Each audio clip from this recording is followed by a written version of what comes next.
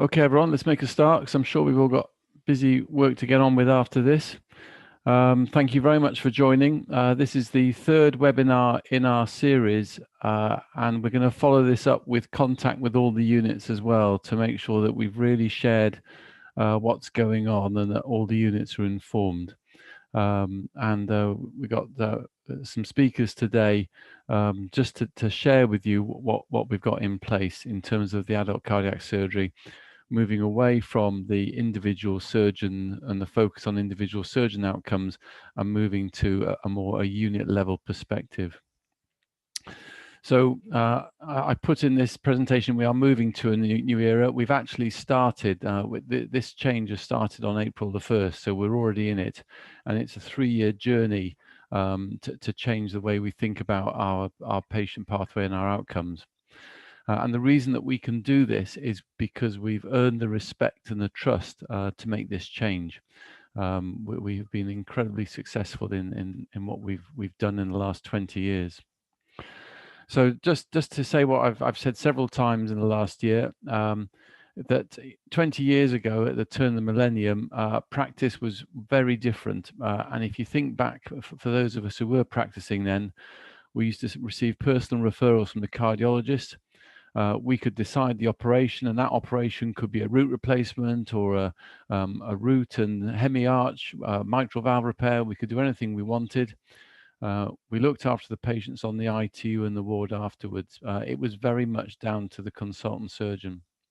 And therefore, after the Bristol inquiry, which was, of course was about congenital surgery, it was not unreasonable that the individual cardiac surgeon should accurately audit their outcomes and be accountable for those outcomes. Jump forward 20 years, and it really is a different clinical environment that we work in. In many units around the country, the elective referrals are pooled and distributed amongst the team. The in-house urgent referrals are pooled and shared amongst the team. The decisions about the operation and what operation to have are made in multidisciplinary meetings quite often. In theatre, we have the help of our anaesthetic colleagues with the intraoperative TOE with important decision making. We have more dual consultant operating. And after the operation, it's quite often the intensive care team that are looking after our patients.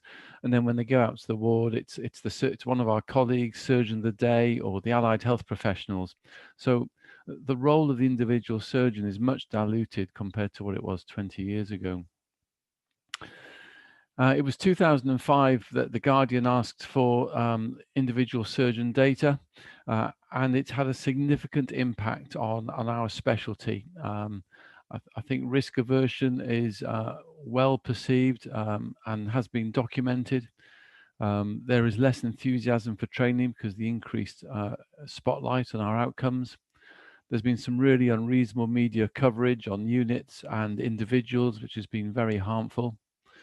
And from a society's point of view, it has never been a pleasant job to contact units and colleagues who were outliers.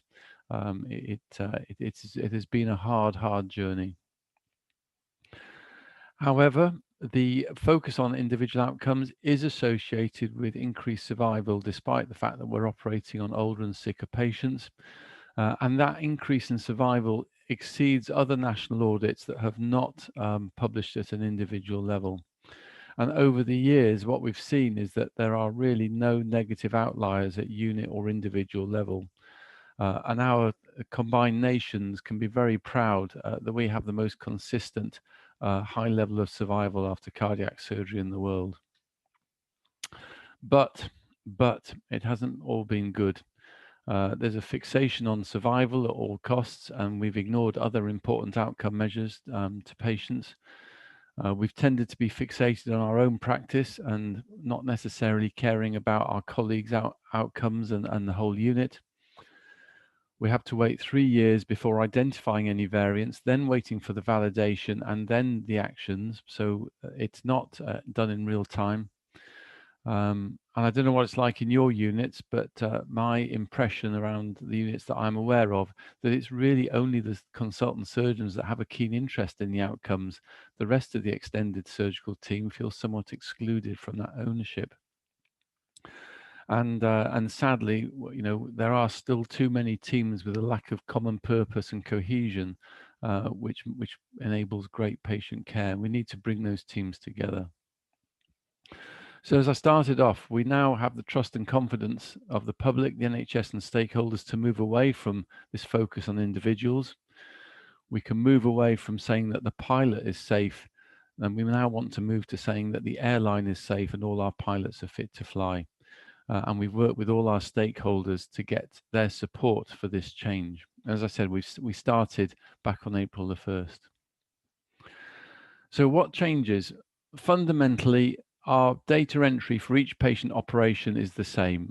We've added transfusion requirements, and we've added whether they're discussed in MDM, but we can now also start to focus on other outcomes like reopening, stroke rate, renal support, and the GIRF recommendations line into this with the wait for in-house surgery and length of stay.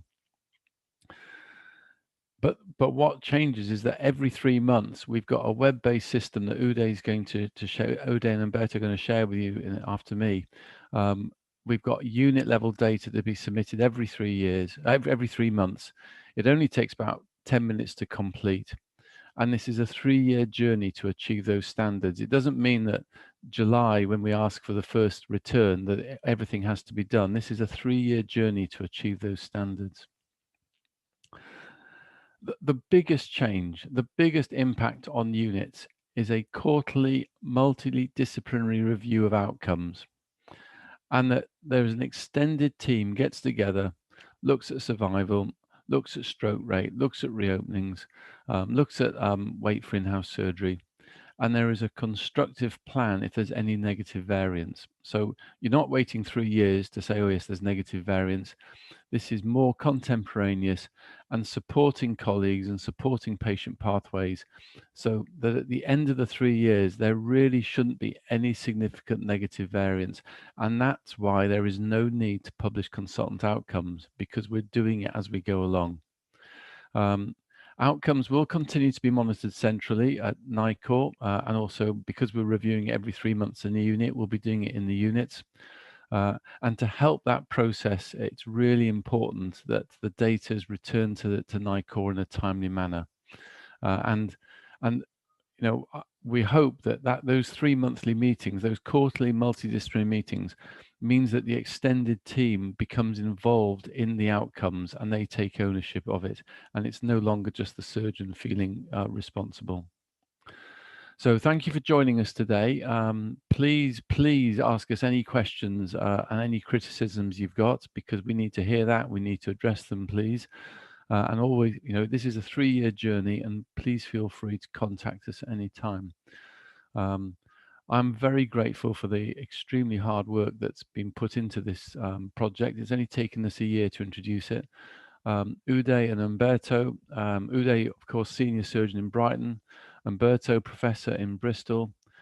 Doug West, who's the chair of our audit committee and the lead for GIRFT, and Andrew Goodwin, who's the lead surgeon with NICOR and does an incredible amount of work helping with the data, publishing the report. So I'll hand over to them, and please ask questions at the end. Thank you. Right. Morning, everybody, and thank you, Simon. I'm just going to try and share everything and see how it works. It's looking good, Uday. Yep, it's good. Okay, well, as Simon said already, I mean, this is a process, and it's important that we bear this in mind, because we're going to have to adapt it from your own feedback and your own experiences. But we do need to look at collecting the data. And this is really got around sort of improving the patient pathway as much as anything else. So we've looked at what is in the patient pathway and how we can improve that for them. Now, collecting the data is always difficult, and as Simon has said, we're dependent on the units doing it, but the data comes from 2 different levels. There is information that we can get from you directly about how your unit is performing and what it's doing. But there are other bits of information that we actually need to be collected on individual patients and then they are aggregated to give us a sort of a level of data for the unit. For instance, reoperation rates or average post-operative length of stay, we can only get if you've collected the data for every patient, whereas your performance with multidisciplinary team meetings, we can get directly from you as to how you feel that's going on. So if we look at the process here, at the moment, most of it is along the lines of going to NICOR. So if you look at the bottom part of that, you'll see that from your unit database, either your audit lead or your database managers upload the data to NICOR, and NICOR has internal analysts who look at the data, clean it, and produce outputs for us, and you can now go and use some of their tools to produce those outputs for yourself. The data also then would come to us at the SCTS and give us the opportunity to upload it onto the website. And so far, we've been doing mortality data, and prior to the last year, we were also doing some case mix data as well from NICOR. The new route that's also coming in is that we hope to send you all a quarterly link to a form that you fill in online, and I'll go into that in a little bit detail. That data will be collected by the society, and we'll create some summary data out of that to put onto the society website for both patient and professional information. Apologies for the busy slide, but these are the sort of things that we have thought about and what we think ought to be collected as quality markers. Obviously, timeliness of submission to data to NICOR, whether you have multidisciplinary M&M meetings, how the outcomes are reviewed, and whether any negative variance will be acted upon. The performance of your multidisciplinary team meetings and specialist multidisciplinary team meetings. We also want to know about accreditation with perfusion and echocardiography, and also how you manage high-risk patients. This isn't an exhaustive list, but it sort of gives us a starting point to move forward from. The survey form itself really, we hope either the unit lead or audit lead could complete. It's set up in a way that it should work from any device. So even if you're reading your emails on your phone, we hope that you can at least complete the form. As I say, it's currently in a draft form, but once you've got it up and running, it really shouldn't take you more than 2 to 3 minutes to complete, maybe 5, but no more than that. And I do want to encourage everybody to go and have a look at it if they can, and we'll send this link around once we've finished this series of webinars for people to put in some dummy data and let us see what it looks like. But I'll just see if I can show you the live form. So this is it here. And as you can see, it starts off, we just want obviously your unit center, the date that you complete the day data, but you'll see most of it should be straightforward. It's all radio buttons. It's just to look at the frequency of your multidisciplinary team meetings, whether these outcomes from the meetings are recorded, whether you have a surgeon of the week rota, how frequent that is, accreditation of echo services, and whether you have TOE in theatre, who does that TOE, and perhaps, whether they're accredited themselves in TOE. Similarly for your perfusion department, and as we've said already, we want to look at your M&M meetings, your outcomes, to review more than just the mortality, and to look for any negative variance and probably have a plan in place to improve that if need be.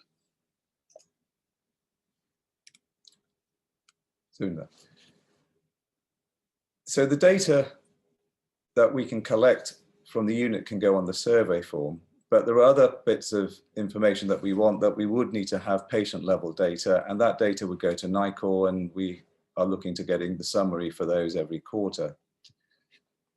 Those sorts of things are in hospital waits for surgery, wound infection rates, day of surgery, admissions, number of patients who have a TOE, there's blood product usage, strokes, renal failure, reopening, and post-operative length of stay.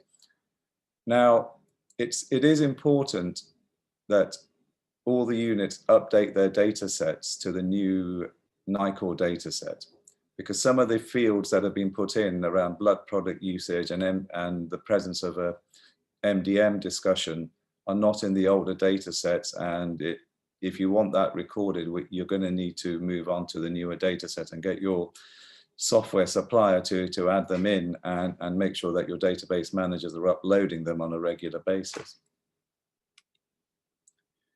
The other question here is, how do we submit, once you've submitted the data, how we present the data back to the public and to yourselves? Bearing in mind that not all data are continuous, we'll need to form some sort of conversion into a score. And looking at continuous variables, do we really want to look at exact numbers, or are ranges more informative? For example, if you're looking at rates of reopening, do you really want to see the difference between 1.5 and 1.8 and 2, or do you want to have a range of 1 to 2, 2 to 3, 4 to 5, and sort of have those as individual groups? Equally, should we have a number of individual plots, or should we have a plot that perhaps gives a more overall view of a unit as a whole? And I'll show you some examples and see what you guys think. So here I've taken an imaginary 30 units across the country, and you see over here I've said whether or not they meet some of the quality assurance measures, such as having patients discussed at an MDM meeting, the presence of a TOE service, in-hospital surgery within 7 days. And if we get data for all of that, it is possible to provide an overall national view as to how many units or what percentage of units meet some targets or not. And this can be quite helpful data, not just to the public, but I think to individual unit leads and managers, to see how the overall service is doing across the country in any of these fields, and where you may need to sort of catch up if you're in the minority, or you may even say, well, 90% of the country can't achieve this target. Is it really a valid outcome measure? Another way to look at it, and this is where I'd normally hand over to Umberto, but apologies, he's in Italy and can't give his bit of the presentation, is to look at the outcomes for which we don't have an absolute measure, but we would need to score them and rank them. So we've taken some of these and said, well, how can we score them, and can we put them into a plot that gives you an overall view? And I'll show you Umberto's slides, which are far more elegant than mine. But here you can see, we can take, on the left, you can see we can take, for instance here, whether you have MDM minutes and score it over here. At the moment, we're looking at a ranking between 0 and 2, but we may want to extend that to 0 to 5. And again, that's something that we need to fine tune. But the idea is that once we've got that, to produce a radar plot like this, where for each unit, you'll be able to see where you are compared to the national median. And if it works, the idea would be to give you a plot like this, where this is obviously Umberto's slide, so he's put up Bristol, but Bristol are in orange and the national median is in green. But you can sort of take it away. It's relatively interactive, so you can see where you are. And for instance, here you would say, if you're in Bristol, well, we have a very good TOE service. We run a good consultant of the week service, and when our MDT seem to be okay. But compared to the national mean, they're doing very well compared in consultant of the week and TOE, but perhaps they could do better with their M&M meetings and MDT meetings. We are also going to give you the ability to download these as an image file, so that they can be used in internal reports or appraisals, however you see fit. So we hope this will be useful. And beyond that, we've also looked at some governance behind this.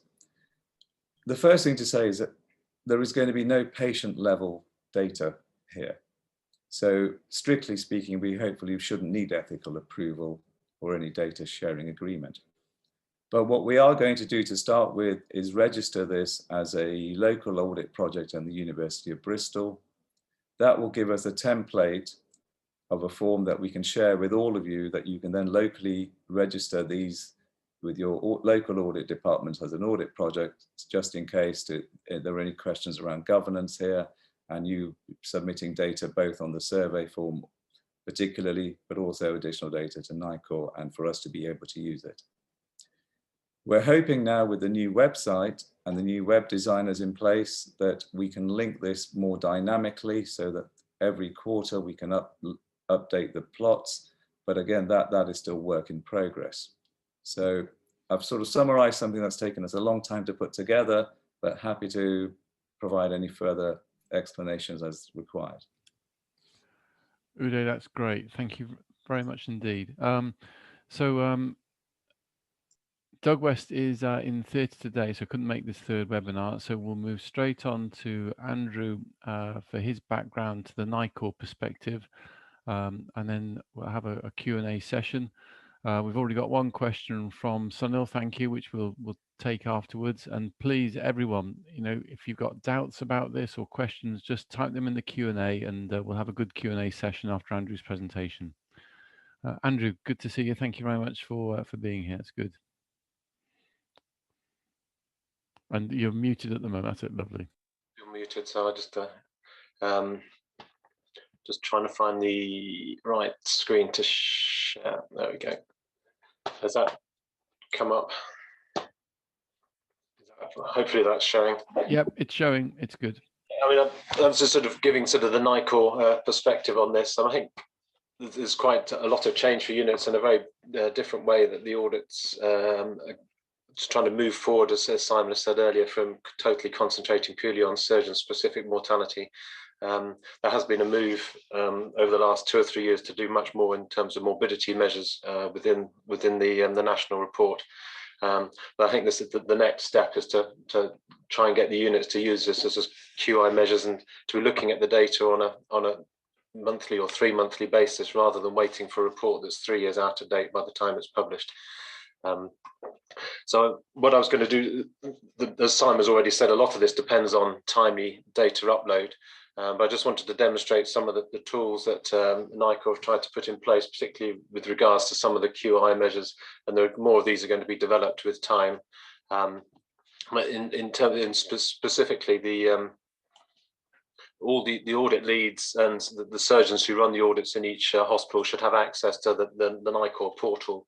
You just need to log in, and if you go into the cardiac surgical portal, it'll bring you to this sort of homepage.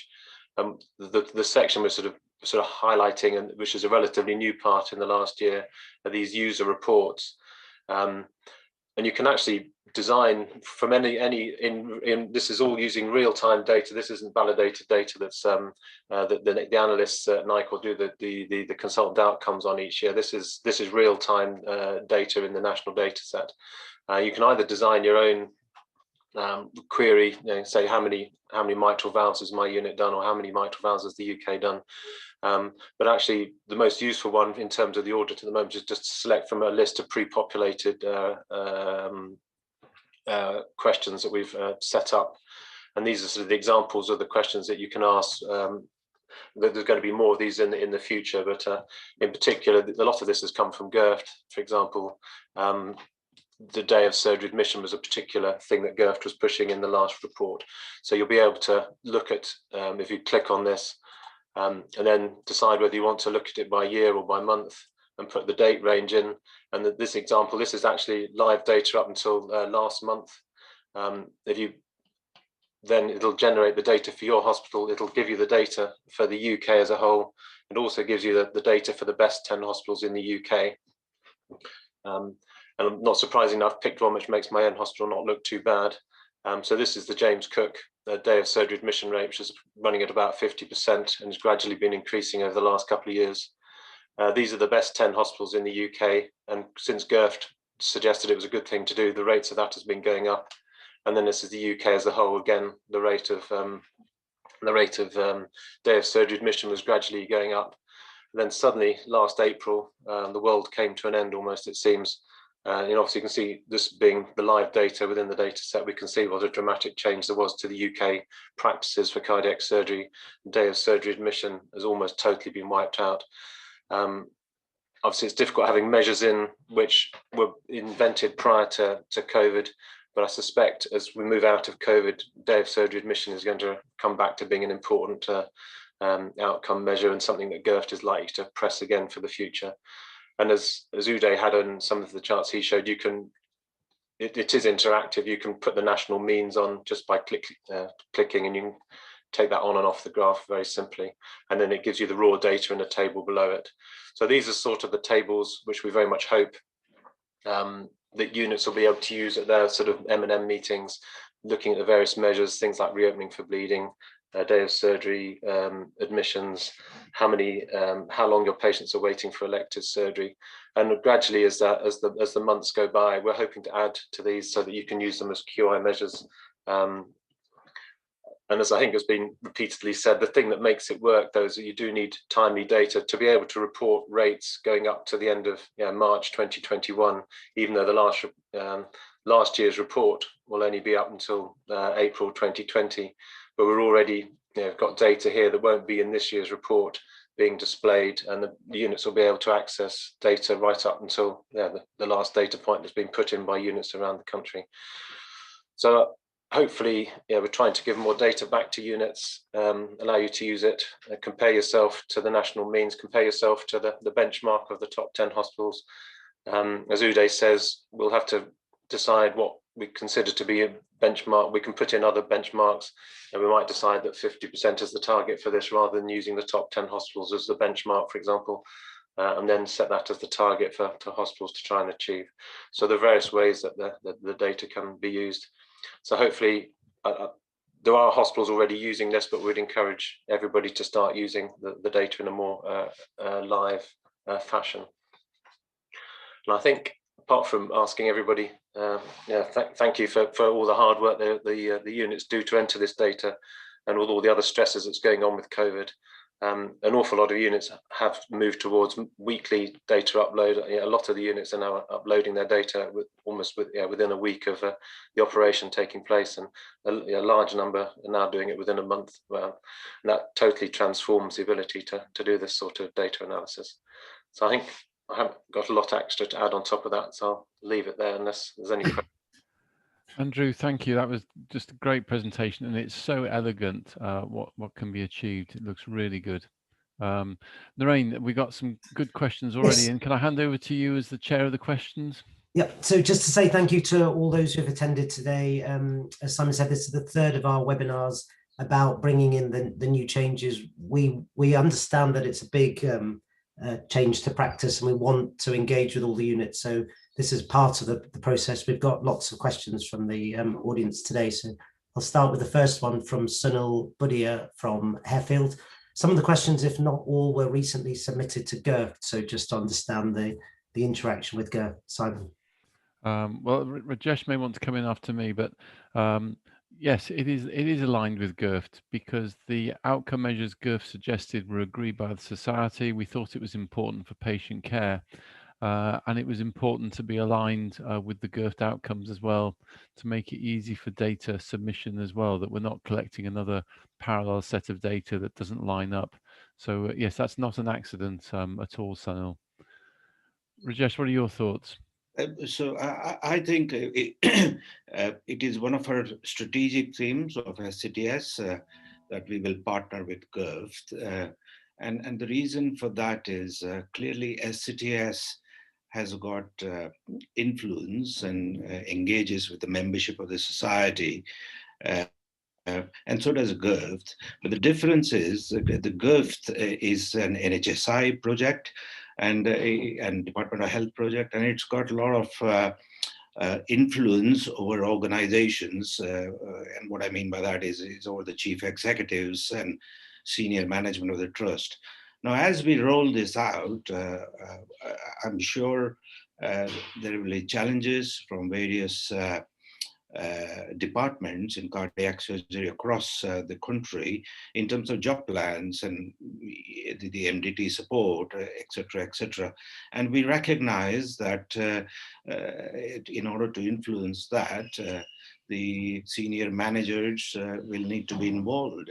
And by partnering with GERFT, we will have that political influence the transactional or the managerial influence over chief executives of the trust. So it's very, very important to partner with GIRFT, and that partnership I think will help influence what we wish to achieve over the next few years. Thanks. Uday, I don't know whether you've got any comments on that. Just, I mean, Doug is normally here at these webinars, and it's just to show the interaction and how this project has evolved with the involvement of GIRFT. Uday, have you got any comments on that? Yeah, I mean, we did align it with some of the outcomes, but again, if you look at cardiac surgery, any 10 groups looking at it will probably come up with very similar things as what they would see as good quality measures. So it's not surprising we overlap with GIRFT, but I think that A, that's a good thing, but B, partly in the back of my mind at least, was to sort of sit in the chair of a audit lead or a database manager and says, how much data can you upload? How much time do you want to do it? And you don't want repetition. So if it's done in one go and you're only collecting it once and perhaps you just press 3 different buttons to send it to 3 different people, having the same data makes a lot of sense, I think. Just to add from GIRFT perspective, a lot of the analysis in the last GIRFT report came directly from the NICOR data set. Obviously, they used the HES data set as well and merged the two, but you're not having to send more data to GIRFT. GIRFT will get the money, get the data from the national sources. So it does all tie in. Thank you for that.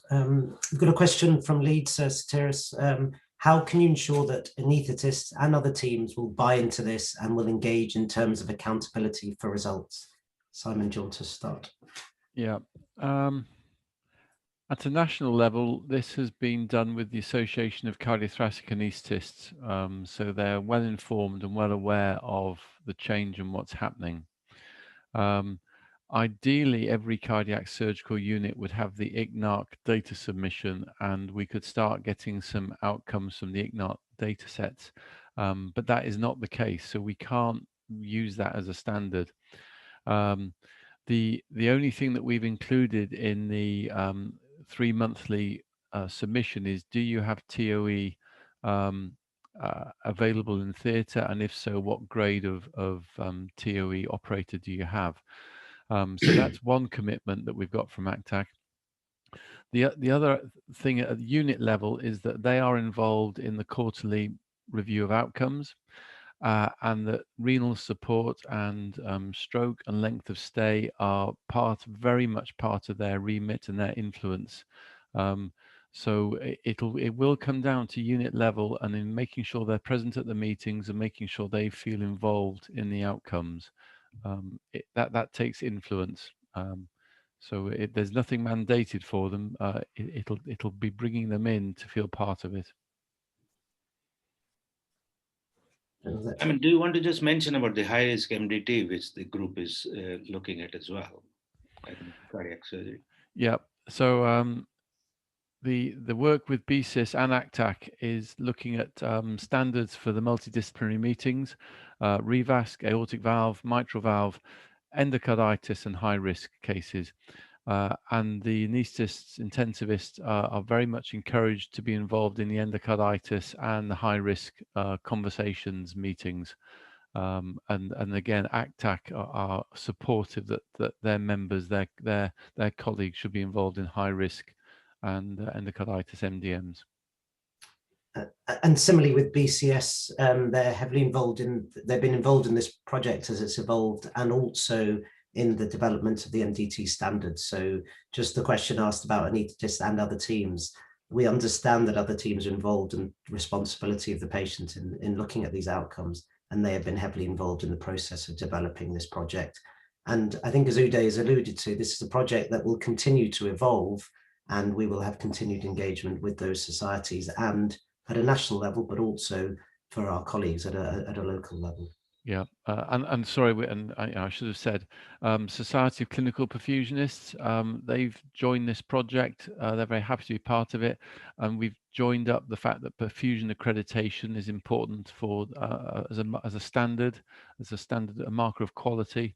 So that's included as well. Next question from Manoj Kudavali in Liverpool. Presumably there are plans to provide all units a sort of toolkit around the required QA metrics with expected timelines for confirming them over the next 3 years. Uday, I didn't know whether you want to take that first. The short answer is yes. As to what it might happen, maybe a bit longer, but we are currently in a sort of a pilot phase to look at how this could be done. I'm hoping that we'll have something towards the autumn. I've seen some early dashboards that units can get with their own live data, as long as they upload the data. And at the moment, you've got the toolkits also available, as Andrew has shown, on the NICOR website.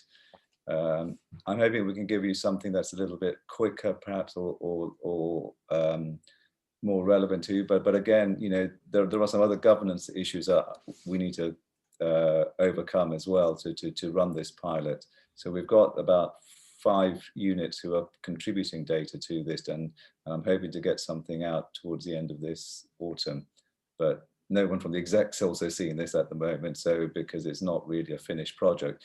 But I think that would be a very good thing to do, is to enable units, both from the governance side, but also from the metrics reviewing side, that at least between the SETS, NICOR, we can give you these toolkits so that it makes your life easier. That's really, I think, what we're hoping to achieve, and it's a very good point made by Manoj. Simon, did you have any comments on that?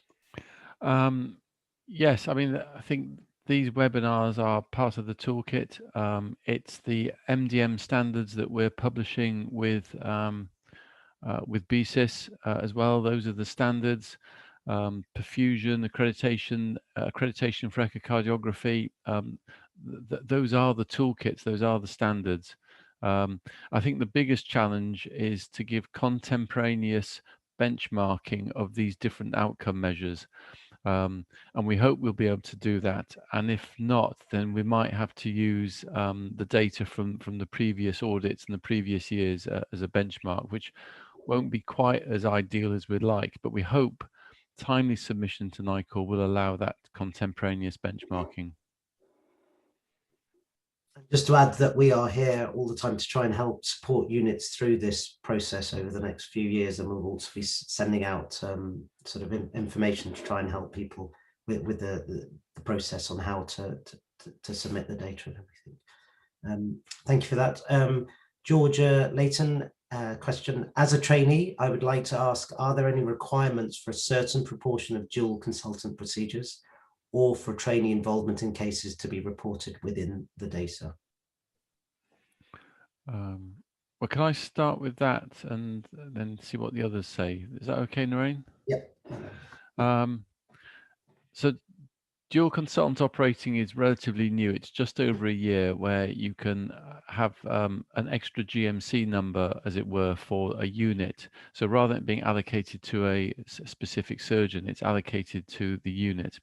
And as yet, this is, you know, some units haven't started doing it. Some units have embraced it. There was a fear that some units would abuse it, possibly, hopefully not. So this is still early days in standardizing what good looks like. But we were never wanted to be prescriptive about dual consultant operating, because different units have different challenges, different skill sets. And for one surgeon, a difficult case may be straightforward for them and they're very comfortable with it. And in other units, this case is particularly challenging for some reason. And you're going to be better off with 2 consultants sharing the responsibility and the expertise. It does not involve training at all, though. So this is about high-risk cases for 2 consultants. Uday. Yeah, it's, as that's put, the dual consultant operating was brought in to really prevent risk aversion and to do the best for the patient. You know, so we didn't want high-risk cases who would benefit from surgery not getting surgery. So those cases are probably unlikely to be trainee cases anyway, I would have thought, in that unit.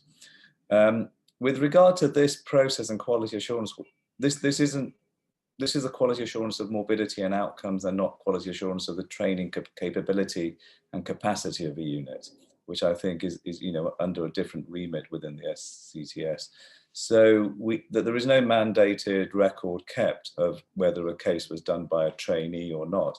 But again, that data is held by NICOR, and that data will be held locally as well. So we know to some extent, maybe Andrew can confirm, as to what grade of surgeon was the primary operator for each case. As you say, the dual consultant operating is only a new field in the last 12 months of the data set.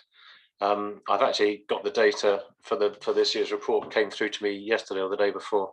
There's only actually been just over 100 cases done nationally in the last year, and it's very much not a training thing. It's a way of it should be the two best consultants in the trust should be doing that case. It's not to get the junior consultant or the senior registrar through a case that you don't want to have on your figures.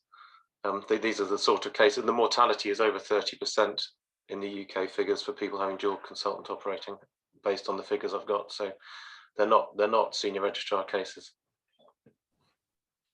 Just to reiterate the point that was made earlier, that this process is about patient outcomes, but it doesn't mean that internal processes locally shouldn't be looking at aspects of training for the second half of your question, Georgia. So thank you for that. Next question from Florentina Popescu. How does this change of outcome publishing influence training? Is there any data on the duration of surgery and reason for prolonged duration? It's a good question. Florentina, we've mainly focused on the unnecessary pressure that reporting on individual outcomes has caused our specialty, and the negative influence that has on team working in units. We strongly perceive that there's been a negative influence of individual outcome reporting on training opportunities. And we will learn over the coming years if this gives units and colleagues more confidence to train. And I can't answer that question directly. I can just tell you that there is a strong perception that it's had a negative impact on training in the past, and we hope this will improve it in the future. Guys, Uday, Rajesh, Andrew, what are your thoughts? So I second what Simon is saying about training and how, as we move away from surgeon-specific outcomes to unit-level outcomes, it is likely to facilitate training.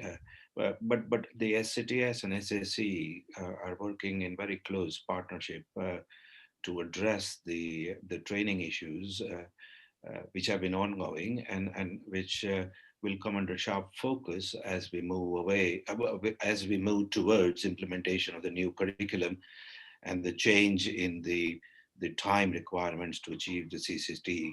And with Simon's leadership and colleagues' help, SCTS is producing a workforce transformation document, and I think it's going to be discussed in the SCTS meeting as well. So training is very important to SCTS and to SAC, and the needs are much in focus of the SCTS, and we are doing everything what we can to facilitate training and education.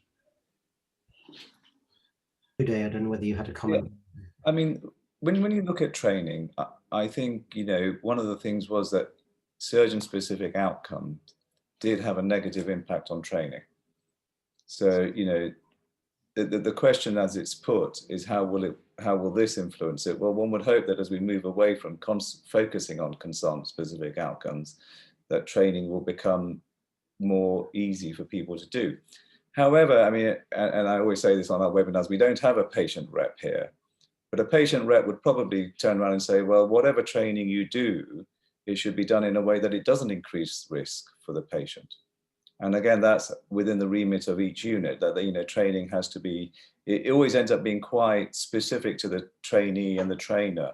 I think all we can do is create an environment that allows that to happen more easily from what's been going on. So by moving away from the focus on the individual surgeon hopefully a consultant surgeon will begin to feel a bit more comfortable in training, but also having to, you know, qualify that with the point that that training should not lead to an increased mortality. And I think there's enough academic stuff out there to show that that can be done. So I don't think it's a concern. Yeah. And in answer to the question directly, we are not focusing on duration of surgery and reason for prolonged duration. So that is not an outcome. That's not an outcome measure that we're focusing on. It's not measurable anyway because we don't record it. You could look at cross-clamp times if we wanted to, but we don't actually record start and end times of theatres. So you're safe. Thank you for that. Sunil and Georgia have come back and thanked the panel for the answers from earlier, and also Manoj has come back saying thank you. Just conscious of the time that will be required to start preparing for the change governance arrangements, MDT requirements, and appropriate job planning. And I think was alluded to earlier, we are going to be bringing out some documents and standards that have been written in conjunction with BCS about how MDTs should be delivered and supported, and the minutes and the outcomes audited. We're also in the process of trying to develop standard job plan templates for cardiac, thoracic, and other subspecialties to try and help support individual units to try and develop this, because we understand it is a big change, but we will try and help support the units through that process. Then one more question from Marius Roman. As long-term outcomes are increasingly important in cardiac surgery, is there a plan to include outpatient-related outcomes, such as adherence to guidelines, review with accepted timelines by appropriate specialty and appropriate management, and long-term outcomes in the interactive tables? Excellent question. I mean, this is so important, and we've been fixated on survival. We've been fixated on short-term outcomes, and there are data sets out there that should be able to talk to each other, that gives us a feeling for those longer-term outcomes. I think Andrew's much better placed to answer this than myself, but there is no doubt going forward that this has to happen. The debate about surgical AVR and TAVI, we need long-term outcomes for these patients to help patients decide which is the best intervention for them. And everyone's too fixated on short-term outcomes at the moment. Andrew, what are your thoughts for how that will progress?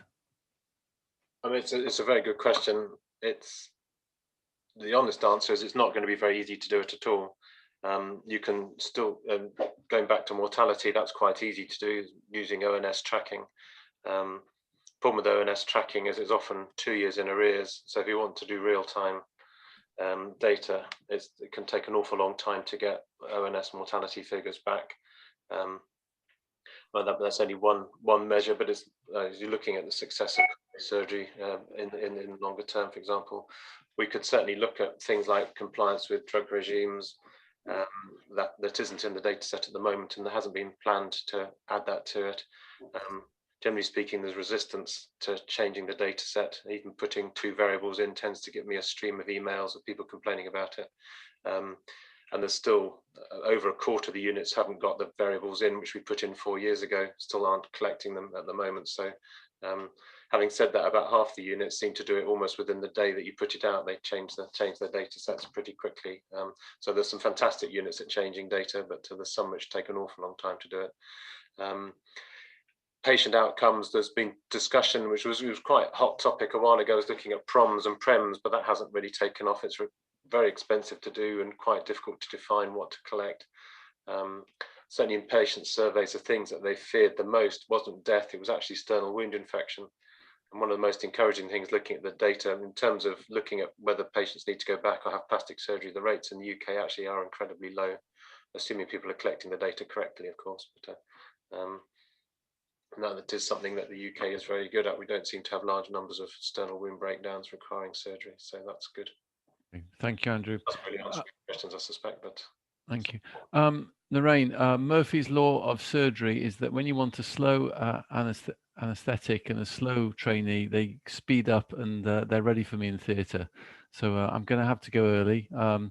just to say thank you for everyone who's attended. I'll leave you guys to handle the last questions, and look forward to seeing you at the virtual meeting over the next few days. So apologies, I have to go early, but thank you.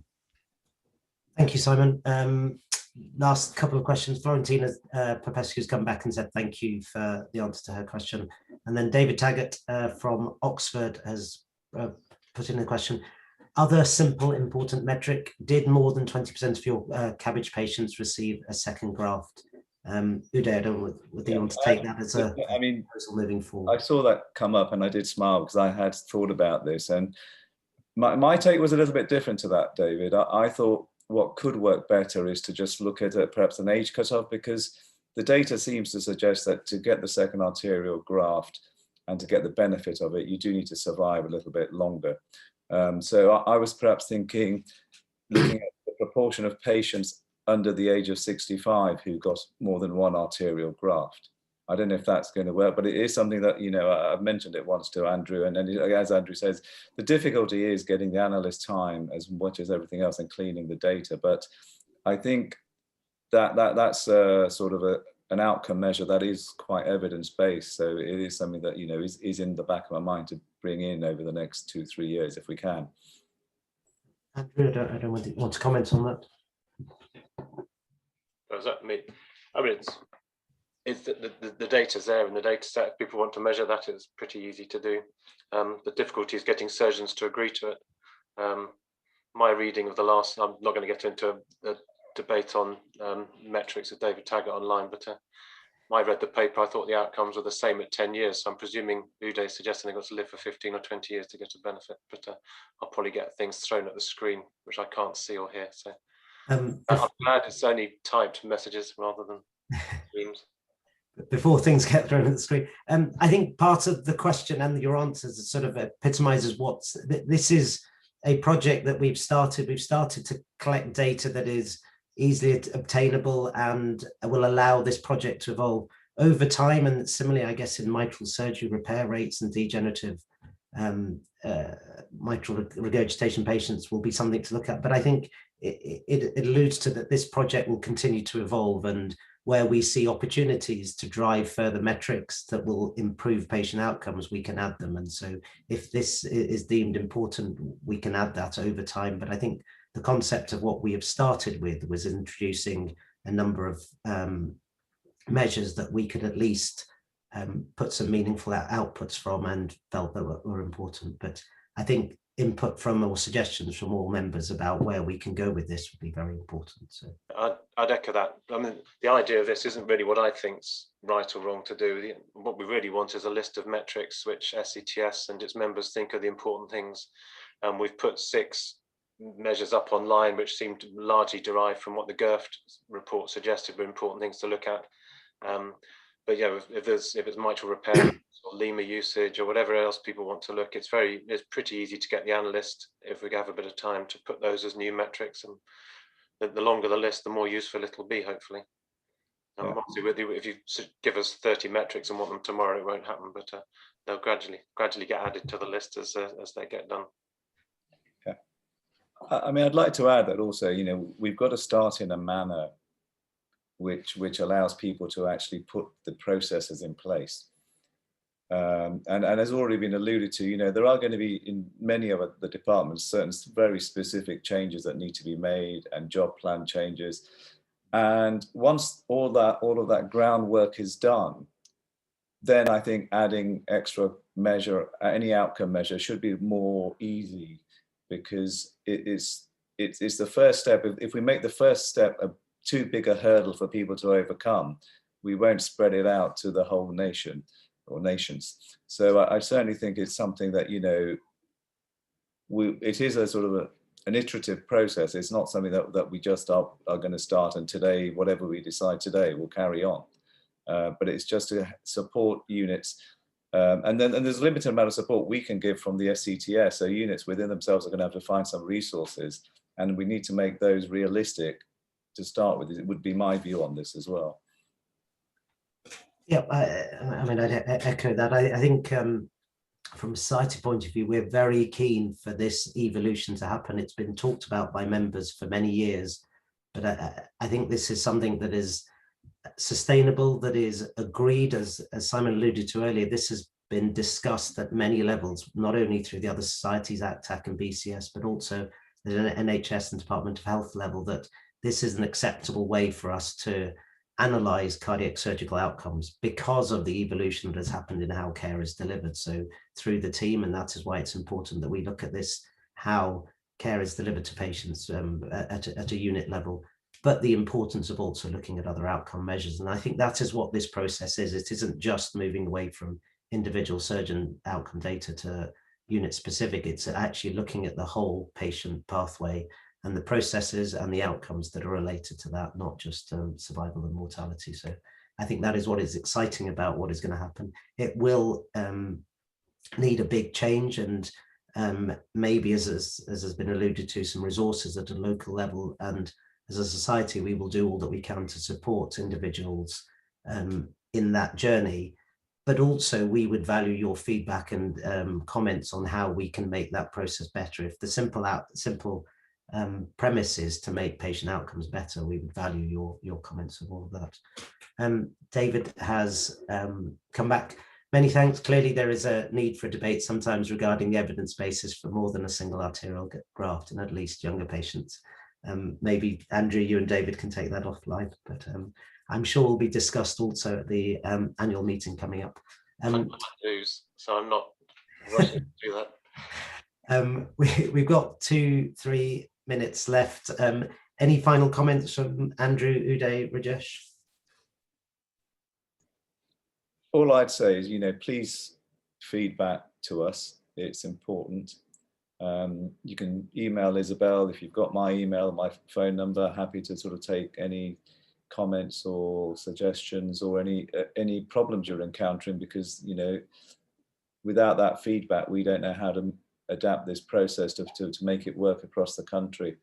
So we're very much dependent on everybody engaging in this, because I think we can provide some of the tools, but those tools, to make them useful and workable, will depend on you as unit leads, individual members coming back to us and letting us know how you're finding it. Probably from my perspective, I think this is a big project. There is a lot of work which has gone into the project. There are a lot of collaborative partners, NICOR, BCS, ACTAC, GIRFT, in evolution development of the project, and engagement with the SCTS members is again has been quite good, and Naren is going to and Uday are going to prepare some toolkit and send you more information, continue to provide support. The one thing which I think is very important, which I think Andrew alluded to, is the timely return of data for people to be able to look at contemporary data and all the various data reports that one can get both from SCTS and from NICOR. So just a plea to consider timely upload of data, and it'll evolve as I think Uday has mentioned, over a period of time, which is quite right, I think. Thank you. That leads me to say, with 1 minute to 10. Thank you all for attending today. As we've alluded to, this is part of a process, and we are always available to engage and try to help this project evolve. We're really excited that we've finally got to this stage that lots of people have been talking about for many years. So we're really happy that all of you have attended today. We look forward to hopefully seeing you over the next few days at the annual meeting virtually, and then hopefully next year in Belfast. But thank you again for all your support with this project and everything that we're trying to achieve to improve patient outcomes. So thank you. Thank you. Thanks, everybody. Thanks, guys. Thanks for that. Bye-bye. Thank you, everyone.